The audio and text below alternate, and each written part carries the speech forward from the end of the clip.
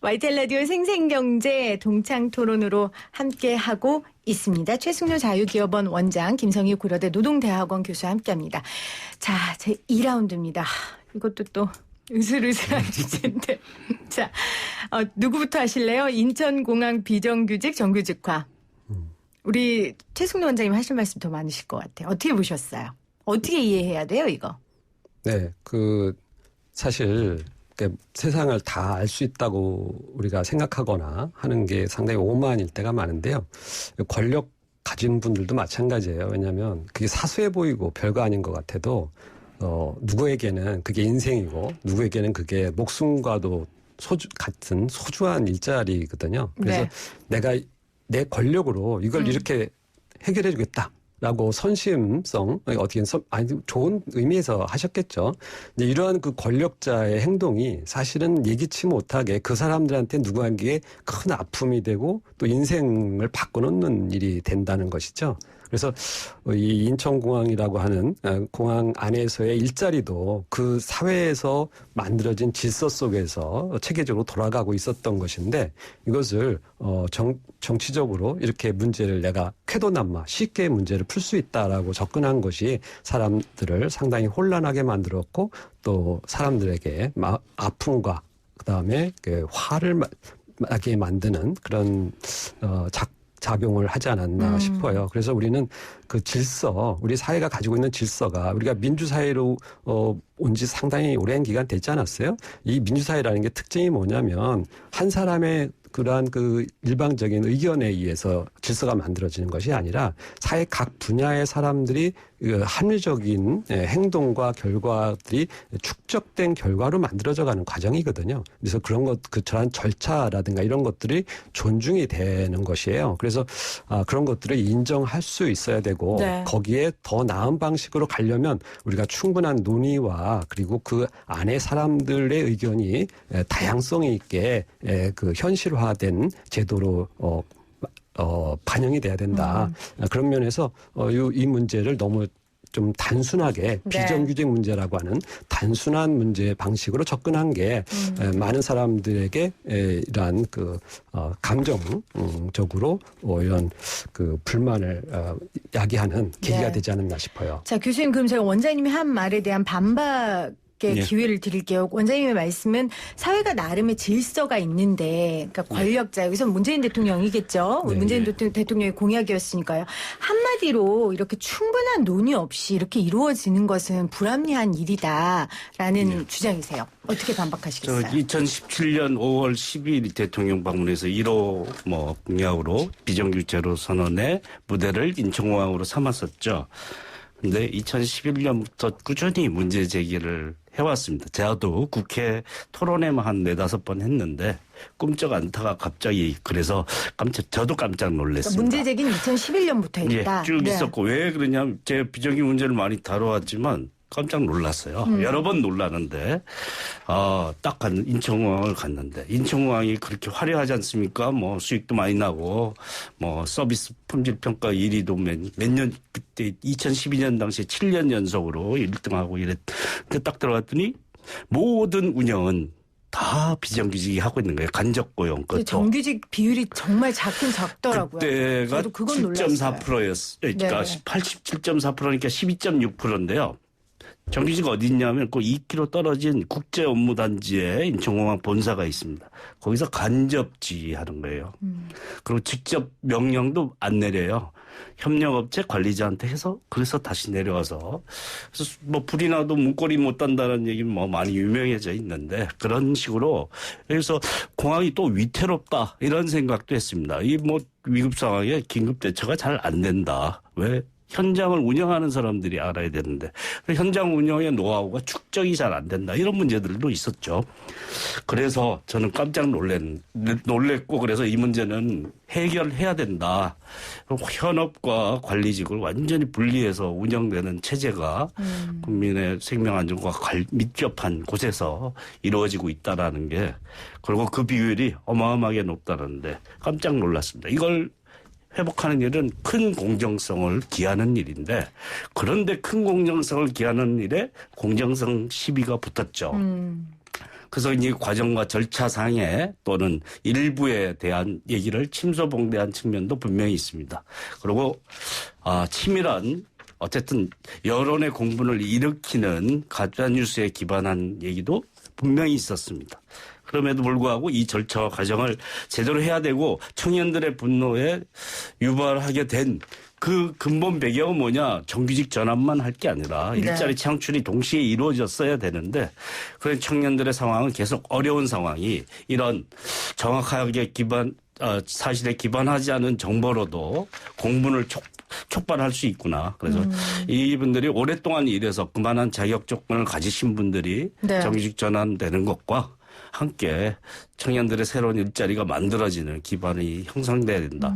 구체적으로 할 얘기 굉장히 많은데요. 저 한 20번 정도 인터뷰했나 이걸로 여러 군데서. 네, 그렇죠. 왜냐하면 노동대학원 교수시고 이 비정규직 문제에 대해서 늘 연구하셨는데 그 비정규직의 문제의 아주 집약체가 바로 인천국제공항이었고 그래서 아마 김성현 교수님은 그 말씀을 하시는 것 같아요. 그러니까 김성현 교수님의 답변은 아까 최승룡 원장님이 사회에 나름의 질서가 있다고 하는데 거기에 대한 답변으로 그건 제대로 된 구조와 질서가 아니다라는 답변이신 것 같고 하지만 절차에 있어서 문제가 있다고 지적하는 부분 역시 가짜뉴스로 조금 촉발된 그런 침소봉대한 부분이다라고 답변을 하셨습니다. 혹시 원장님 더 하실 말씀 있으세요? 네. 그 질서라고 하는 게요, 잘 만들어졌기 때문에 인천공항이 세계 최고 수준의 경쟁력을 갖고 있었던 것이거든요. 그런데 이 문제를 그냥 단순히 정규직, 비정규직이라고는 이분법적 접근으로 문제가 있다는 식으로 접근하고 그 과정들의 질서를 파괴하기 시작하면요. 인천공항의 경쟁력이 떨어져서 결국엔 그 사람들의 일자리도 다 무너지게 돼 있습니다. 그럼 그 피해가 다 고스란히 국민에게 돌아오는 것이죠. 그래서 우리가 그 질서를 만든다라고 하는 것은 한 목적성, 그 존재 자체가 얼마나 우리 사회에 기여하고 또 그 안에서 먹고 사는 사람들이 풍요롭게 먹고 사느냐의 문제예요. 그래서 그러한 과정에서 만들어진 질서가 경쟁력이 있어야지 그것은 소중한 것이죠. 그런데 우리가 정치적인 목적으로 이건 뭐 다 이분법적으로 정규직이 좋아. 라는 식으로 몰아가서 그 방향으로 정치적으로 이 문제를 왜곡시켜버리면 그 질서가 결국에 가서는 무너지고 결국은 그 경쟁력도 하락하게 된다는 거예요. 그래서 이것은 정치적으로 접근할 문제도 아니고 또 정규직 비정규직이라고 하는 문제로 접근할 사안이 아니다. 그 업태와 업종의 특수성 그리고 그 공항이라고 하는 그러한 그 경쟁력은 어디서 오는가라는 문제에서 우리가 그 전문가들이 그리고 그 경영인들이 충분히 자체적으로 결정할 수 있는 권한을 부여해야지 정치 권력에 의해서 경영은 이렇게 해, 사람은 이렇게 써라는 식으로 접근하게 되면 모든 분야가 그런 획일적인 잣대, 획일적인 규제로 결국은 억압받게 될 수가 있다는 것입니다. 그러니까 노동의 유연성으로 결국 좀 귀결되는 것 같아요. 자율성을 주고 유연성도 확보해야 된다는 것이죠. 자, 김성현 교수님, 최승원 원장님 말씀에 아웃소싱이 질서라고 얘기한 건 이제 옛날 IMF가 얘기했었고 요새는 말을 바꿨죠. 이게 질서라는 기준도 박 시대의 변화에 따라 바뀌죠. IMF나 월드뱅크나 OECD나 옛날에 무조건 다 아웃소싱해라, 민영화해라, 그래 노동 유연화하라고 했지만 이제는 다시는 그런 말 안 합니다. 지금 안정화를 해야 된다. 안정성과 조화를 이루어야 된다. 이런 얘기하고 있는 상황이죠. 그래서 질서란 한 번 형성된다고 해서 망고불변이 아니고 그 이전에는 다른 질서였는데 다 우리 정규직 비정규직 구분 없었습니다. 그 정규직 비정규직의 신분격차를 만들어낸 새로운 질서를 IMF와 같은 그런 세계기구가 만들었다. 이제는 반성 중이라는 것이고요. 이제 과연 이게 온당한 거냐. 대졸 정규직이 100을 받는데 9,100만 원의 평균인데 10년 근속해서 3,800 정도 받는 게 이게 이렇게 해서 계속 가야 되는 구조가 맞는 거냐 하는 것이죠. 상대적으로 임금이 높다 그러지만 여기 교대 근무에서 시간의 노동 수당으로 벌어서 그런 거고요. 기본급으로 보면 최저임금의 120%, 110%에서 딱 정해져 있는 그런 일자리거든요. 근데 공항의 그 서비스 품질을 누가 만들어냈냐? 실제로 고객을 대면해서 운영하는 사람들이 같이 만들어낸 거죠. 기획하고 관리하는 사람들의 역할이 있는 거고 현장에서 운영하는 사람들의 역할이 있는 건데 현장 운영하는 사람들은 그렇게 관리 본사 정규직의 얼굴도 제대로 쳐다보지도 못하는 신분격차를 만들어 놓는 방식으로 그렇게 운영했어야 되느냐 하는 문제가 있는 거죠. 그런 구조는 장기적으로 지속할 수 있는 것은 아니다. 그 자체가 굉장히 위험한 사상 누각과 같은 거다라는 네. 점이죠. 사실은 이 안에 대해서 팩트체크할 부분도 굉장히 많고요. 두 분이 강론으로 들어가서 토론하실 것들이 많은데 저희가 이 사건 터졌을 때부터 좀 집중해서 인터뷰를 했기 때문에 오늘은 두 분의 의견을 듣는 걸로 좀 마무리하도록 하겠습니다. 오늘 생생 퀴즈 정답이 최저임금이었어요. 많은 분들이 이 최저임금 답 보내주시면서 의견들 보내주고 계신데 제가 좀 소개를 좀 해볼게요. 1111님 새싹이신데 최저임금 받고 있는 노동자입니다. 1년에 한 번 올라가는 최저임금은 비정규직 노동자들에게 큰 희망입니다. 최저임금은 올라가야 합니다. 라고 보내셨고요. 1386님은 최저임금 저는 동결 원합니다. 동결해서 많은 사람들이 일을 했으면 좋겠어요. 지금 자영업도 불황인데 최저임금까지 오르면 더 많은 실직자들 생기니 동결해서 일자리 늘려주세요. 하셨어요. 1213님 새싹이세요. 주휴수당 없애려면 최소 상여금 300% 의무 지급제를 실시하면 됩니다. 시급 오르면서 대부분 중소기업이 상여금을 안 줍니다. 주는 곳도 있지만 50%나 100% 대부분 줄어들거나 안 주는 곳이 더 많습니다. 7450님 알바생 주휴수당에다 식비도 하루에 4,000원 5,000원씩 들어갑니다. 0019님 최저임금 고깃집 운영 중입니다. 주휴수당 폐지해야 됩니다. 주휴수당 부담돼서 알바를 효율적으로 쓸 수가 없습니다. 2700님도 최저임금 주휴수당 폐지돼야 됩니다. 주 15시간 일하면서 8시간분 주휴수당 주는데 이건 6분의 1이 아닌 2분의 1 이상입니다. 이렇게 보내주셨어요. 많은 분들 의견이 거의 지금 최승로 대 김성희 대 최승로 이거 우리 청취자분들이 문자를 이렇게 보내주고 계신데요. 예. 어떻게 들으셨어요, 두 분? 심각합니다. 왜냐하면 저 딸이 네. 과거에는 그래도 알바하면 3, 4씩 다닌 적도 있는데 네. 요즘에는 15시간 제한 때문에 주휴수당 때문에 이틀 이상 알바 구하기가 어려워요. 그래서 상당히 저는 가족 안에서도 느끼는 바입니다. 야, 아주 생생경제 청취자분들 수준이 높네요. 그렇죠. 저도 예, 소개하면서 너무 깜짝 놀랐어요. 예, 어디에서도 이런 시청자 의견 받기가 좀 힘든데요. 하나, 네. 이제, 그러니까 15시간, 주 15시간 일해도 그 시간에 비례해서 주휴수당이 매겨지는 거니까요. 6분의 1은 마찬가지이긴 합니다. 그런 점은 좀 감안해, 그 일한 만큼에 비례해서 네. 주휴수당이 지급되는 거니까요. 네, 예. 제 보이는 라디오 창에도 남겨주셨는데 조셉박님 자영업자입니다. 직원 셋인데 최저임금 많이 올라서 한 명 줄였습니다. 그 부분은 임금 인상이 됐지만 일이 많아 힘들어합니다. 이것도 좀 문제긴 하겠네요. 그렇습니다. 참 많은 분들에게 이 최저임금이 단순히 노동자들만을 위한 또 그 소상공인들만을 위한 정책이 아니라 모두가 상생할 수 있는 정책이 됐으면 하는 그런 바람을 좀 가져봅니다. 자, 마지막 3라운드 주제. 이것도 치열합니다. 이재용 삼성 부회장 불기소 권고, 이 검찰수사심의위원회가 이렇게 했는데, 자, 이번엔 김성희 교수님이 더 하실 말씀이 많으실 것 같아요. 예. 예, 이 절차가 조금 이해가 잘 안 되긴 하죠. 물론 문무일 총장 시절에 만들어졌다고는 하는데. 2018년이라고 하더라고요. 예, 18년이니까 네네. 사실 이번 정부에서 한 거니까 어쨌든 시민위원회에서 이제 권고해서 수사심의로 가서 이제 이렇게 한 거. 법원에서 그 이전에 이제 불구속 결정했던 것도 있고 또 법원에서 무슨 위원회 만들려고 그랬죠? 삼성에. 그걸 위원회 만들어서 경영 개선을 하는 방안을 만들라. 이렇게 삼성에 대해서 어쨌든 명백한 위법 행위가 있고 그거에 대해서 뭔가 처벌이 불가피한데 그 금액에 비례하는 거라서 굉장히 센 자동으로 매기게 되면 굉장히 긴 기간에 구속 수사 불가피한 얘기인데 이걸 피해 나가기 위해서 모두가 발벗고 나서는 것 같아요. 법원이고 검찰도 이제 이런 사실 본인들은 아니라고 뭐 한대지만 사실은 이걸 피해가기 위한 방편으로 예봉을 피하기 위한 면죄부를 줄 수 있는 방법을 강구하느라고 모두가 합심해서 노력하고 있는 듯한 그런 인상을 받는데요.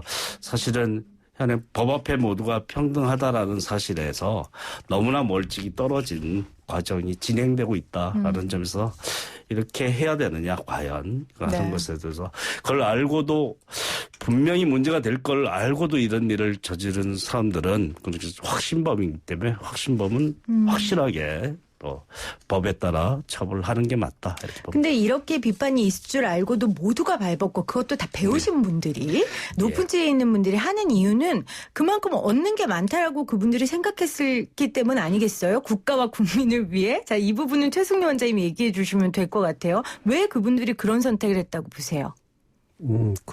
수사심의위원회 네. 이걸 이제 정해놓은 게 이제 민주적인 과정을 통해서 사법부도 더 민주화하겠다 이런 의도 아니겠어요? 이제 그런 의도로 만들었는데 원하지 않는 결과가 나왔다고 해서 이 심의위원회를 또 공격하는 이러한 상황이 벌어졌는데 이거는 참 한마디로 조금 정치적으로 잘못된 접근 방식이에요. 그러니까 뭐냐면 처음부터 이재용을 구속하고 싶다.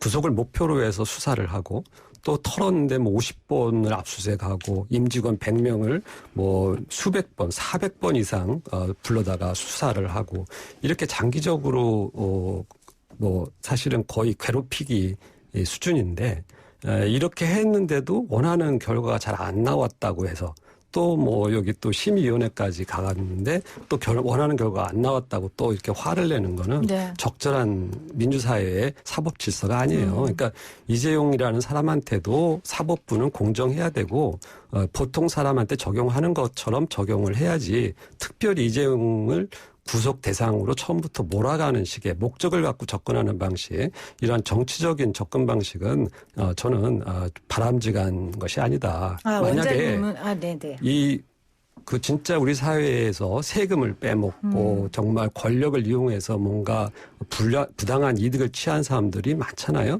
예를 들어 대우조선 사양한테 거기서 혹시 구속됐다는 이야기 들어보셨어요? 근데 그렇게 수많은 세금을 빼돌리는 사람들도 사실은 뭐 제대로 된 조사도 안 받아요. 그런데 사실은 삼성 이재용 회장이라든가 이런 사안은 사실은 이렇게 수십 번의 이러한 압수수색이라든가 조사를 받을 일이 아니죠. 이거는 뭐 세금을 지원했습니까? 오히려 이 사람들은 세금을 엄청 내는 세계 최고의 기업을 만든 사람들이에요. 이런 사람들을 이렇게 정치적으로 몰아가는 식의 이러한 사법 리스크, 이 정치 리스크는 사실 우리 사회가 아직은 선진국 수준으로 발전하지 못했다라는 증거일 뿐인 겁니다. 그래서 저는 이러한 검찰수사심의위원회 이걸 이번 정부가 잘 만들었다고 스스로 자평을 해놓고 나서 결과가 마음에 안 든다고 그걸 공격하는 식의 이러한 논평들이 나오는 거는 제가 보기에는 성숙한 태도가 아니다. 이렇게 볼 수 있습니다. 두 주체가 틀린 거예요. 이 정부가 검찰이 만들었는데 그걸 비판하는 건 이 정부에서 비판하는 게 아니라 사실 사회단체나 시민단체에서 법 앞에 평등이 안 지켜졌다. 이거에서 지적하는 거고요. 그다음에 수사심의가 좀 운영에 대한 보도는 나온 걸 가지고 제가 알고 있는 것은 아니니까 깜깜이로 운영되는 건 어쩔 수 없다고 하는데 운영 방식에서 이 전문성이 있는 분식회계 문제인데 이걸 거기에 대해서 의견을 내는 게 한 사람의 회계 전문가, 그 삼성에 대해서 옹호했던 사람에 끌려다녔다라는 혐의가 분명히 있는 것 같고요. 그다음에 월권을 냈습니다. 수사 중단을 얘기하는 얘기는 거의 수사심의가 할 얘기는 아닌 것 같고요. 생생경제는 경제 프로입니다. 그래서 검찰수사심의위원회에 대한 문제보다는 그 부분에 대한 것보다는 제 시간이 별로 없어서 짧게 그래서 이재용 부회장이 구속이 되면 삼성전자와 한국경제는 큰일 난다라는 거라고 생각하시는 거죠, 원장님은? 큰일 나는 게 아니라요. 장기적인 관점에서 그 잘못된 선례를 만드는 길이다. 잘못된 선례라는 건 아까 말씀하신 역차별 말씀하시는 건가요? 그러니까 이재용이라고 해서 특별히 벌 줘야 되는 대상이다라는 식으로 몰아가는 그러한 반사회 기업적인 사회 분위기가 네. 만들어지고 그런 것들이 이러한 정치에 의해서 사법부의 결정으로 수용이 된다면 앞으로 우리 사회에서 이렇게 좋은 기업을 운영할 그런 그 좋은 기업하기 좋은 환경을 만들어놓은 과정에 잘못된 선례를 만드는 길이다. 네. 어떻게 보면 부작용이 미래에 발생할 가능성이 높다고 봅니다. 자, 김성현 교수님. 예, 뭐 이재용 회장을 구속시키기 위해서 한 게 아니라 위법 행위가 발견돼서 한 거죠. 그런데 다른 분식회계하고 횡령한 사람에 비해서 다른 사람들은 처벌 안 받는데 이 사람만 처벌받는다. 이게 불공정한 건 아닌 것 같고요. 뭐 누구든지 잘못이 있으면 처벌 받을 수 있어야지 되는 게 법 앞에 평등인 건데 뭐 우리 사회 다 딜레마를 안고 있죠. 재벌이라는 게 어떻게 하지를 못하는 이게서 재벌을 우리 전에 토론했듯이 애증의 대상이라고 표현했듯이 한편으로 부러워하고 또 존중받아야 된다는 생각 한편으로 너무 지나친 특권을 행사를 하고 그다음에 능력에 비해서 과도한 권한을 행사하고 그걸 자식이라고 물려받고 그런 절대 군주처럼 행세하는 일들이 현대사회에서 벌어지고 있다는 거에 대해서 사실 비판도 많은 거잖아요. 네. 그래서 소유화돼 경영하지 않는다. 이런 방식은 없느냐 하는 것에 대해서 그리고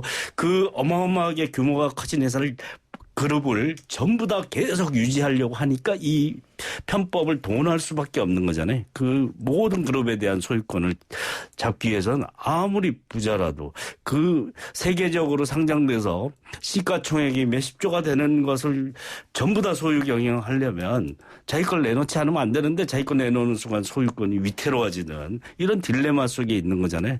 그래서 소유를 하더라도 경영하지 않든지 소유권이 맞는 그런 경영만 하든지 네. 그래서 그룹사를 동원해서 편법으로 모든 그룹을 관장하는 이것은 사실 지속되기는 어렵다. 앞으로 계속 지속할 수는 없다. 그래서 4세 상속 안 하는 걸로 뭐 해결하겠다라는데 사실 그런 건 안 되잖아요. 그건 몇십 년 후의 얘기고 지금 문제를 해야 되는데 이 3세까지 내려와 있는데 그 상속할 때마다 이런 문제가 불거지는 우리 경제 자체가 리스크에 휩싸이는 거죠. 그래서 오너 리스크라는 게 워낙 커졌다. 그리고 그것에 의해서 한국 경제가 재벌에 의존하기 때문에 한국 경제도 리스크에 접하게 된다라는 점에서 이 문제 네. 해결이 필요하다고 봅니다. 알겠습니다. 이 이재용 부회장 관련돼서도 저희가 팩트 부분이라든지 여러 쟁점에 대한 건 인터뷰를 통해서 나눴고요. 거듭 말씀드리지만 이 코너는 의견이 너무 다른 두 친구의 이야기를 듣는 시간이기 때문에 오늘 인터뷰가 두 분의 생각을 여쭙는 방향으로 진행됐다는 거 다시 한번 말씀드립니다. 오늘 예민한 주제 3라운드까지 치열하게 싸워주신 두 분 감사드립니다. 고맙습니다. 네, 감사합니다. 예, 고맙습니다. 한 주 동안 함께해 주신 여러분 고맙습니다. 월요일에 올게요.